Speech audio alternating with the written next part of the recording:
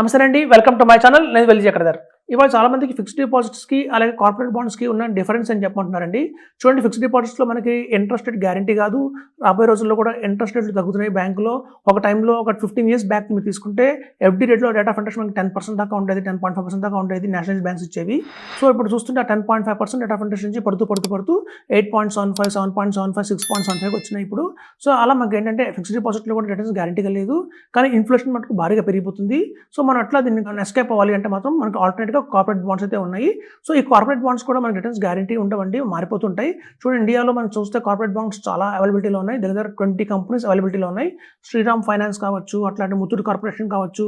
అలాగే చూస్తే మనకి AAA రేటింగ్ బాండ్స్ అన్ని కూడా ఇవాళ మనకి 9.5% ఇస్తున్నారు. కొంచెం A+, A- రేటెడ్ బాండ్స్ అయితే మనకు 10.5% దాకా మనకు దొరుకుతున్నాయి బయట మార్కెట్లో. ఇంకా కొంచెం BBB బాండ్స్ అయితే మనకి 12% దాకా కూడా ఇస్తున్నాయి. చూడండి, బాండ్స్ పెట్టేటప్పుడు కూడా రేటింగ్ అనేది చాలా ఇంపార్టెంట్.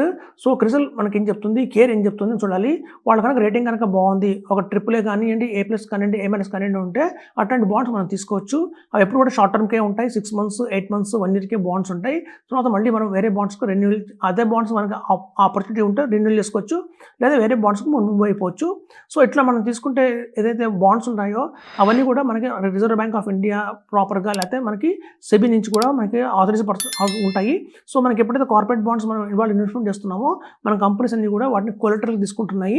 వాళ్ళ కంపెనీ దగ్గర 110% తీసుకుంటున్నాయి. అంటే 100 రూపీస్ మనం ఇస్తున్నామంటే 110% వాళ్ళ దగ్గర కొలెటరల్ తీసుకుంటున్నాం, కాబట్టి కొంచెం సేఫ్ అండ్ సెక్యూర్గానే ఉంటాయి.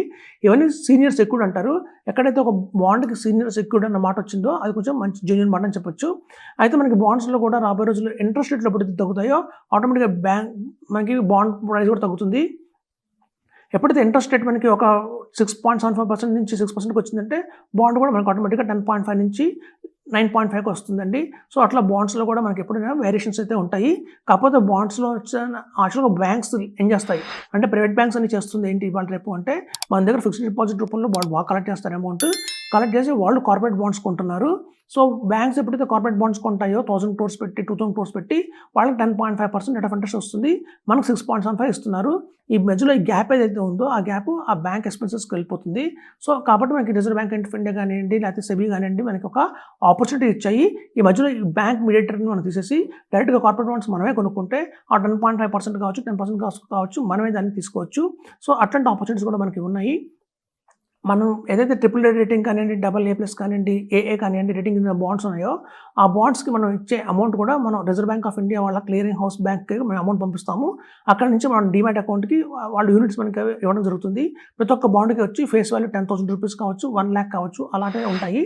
సో మనకి ఎన్ని యూనిట్స్ కావాలి అంటే మనం 10 lakhs పెడితే కనుక మనకి 100 యూనిట్స్ తర్వాత అవైలబిలిటీలో ఉంటాయి. సో 100 యూనిట్స్ని మన సెకండరీ మార్కెట్లో కావాలి, ఏదైనా ఎమర్జెన్సీ వచ్చింది అంటే మాత్రం మనం సెకండరీ మార్కెట్లో వాటిని అమ్ముకోవచ్చు. లిక్విడిటీ అయితే ఉంటుంది, కానీ మేము చెప్తాము అలా అమ్మకండి, మీకు కొంచెం తగ్గే అవకాశం ఉంది ప్రిన్సిపల్ చెప్తాము. ఎందుకంటే చూడండి, ఫిక్స్డ్ డిపాజిట్ మనం చేసినా కూడా బ్యాంక్లో ఆ టెన్యూర్ కన్నా ముందే కనుక మనం తీసుకుంటే పెనాల్టీ అనేది పడుతుంది. సో అట్లాగే కార్పొరేట్ బాండ్స్లో కూడా మనం ప్రీమెచ్యూర్ కనుక తీసుకుంటే కనుక కొంచెం పెనాల్టీ పడుతుంది. అలా కాకుండా మనం till the end of the month tenure ఉంటే కనుక మనకు మంచి అధిక లాభం అయితే వస్తుంది.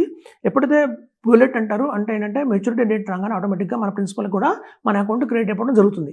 సో కాబట్టి కార్పొరేట్ బాండ్స్ కూడా చాలా మంచిదండి. రాబోయే రోజుల్లో ఇండియా మొత్తం కార్పొరేట్ బాండ్స్ మీద వెళ్తుంది.